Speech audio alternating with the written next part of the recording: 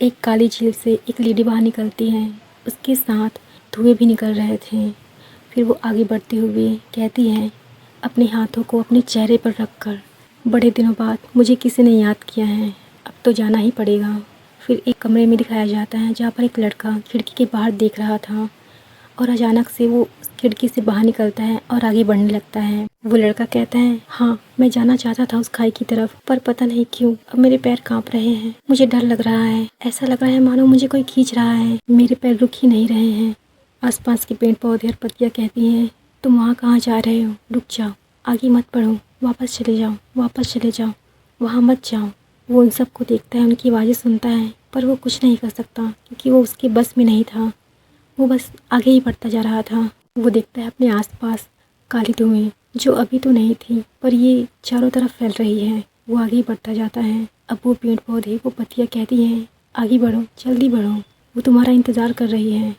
वो लड़का सोचता है, अभी तो ये सब कह रही थी कि वहाँ मत जाओ, पर ये अचानक से क्या कहने लगी, मुझे वहाँ भेज रही हैं। वो लड़का काली खाई के पास पहुँचता है और देखता है ये कितनी डरावनी है, रात को और भी डरावनी लग रही है। तभी वहाँ पर वो लेडी आती हैं और उसके साथ वो धुएं भी। वो लेडी कहती है, आखिर तुम यहाँ आ गए। लेडी, तो तुम थे, तुमने मुझे यहाँ बुलाया। लड़का, पर मैंने तो तुम्हें नहीं बुलाया।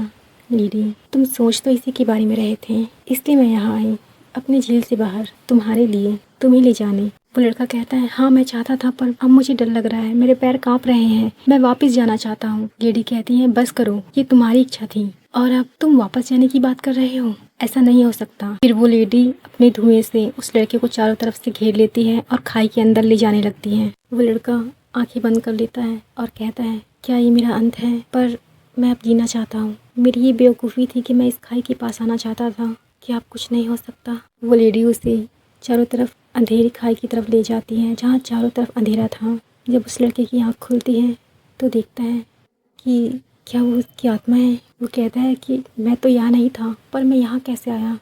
तभी वही लेडी उसके पास आती है और कहती है, इस बार मैंने तुम्हें छोड़ दिया, अगर अगली बार तुमने ऐसा किया तो मैं अपने साथ तुम्हें ले जाऊँगी। वो लड़का कहता है, ऐसा मैं अब कभी नहीं करूँगा, मुझे ऐसा लगता है कि ये मेरी दूसरी लाइफ है और मैं इसे गंवाना नहीं चाहता।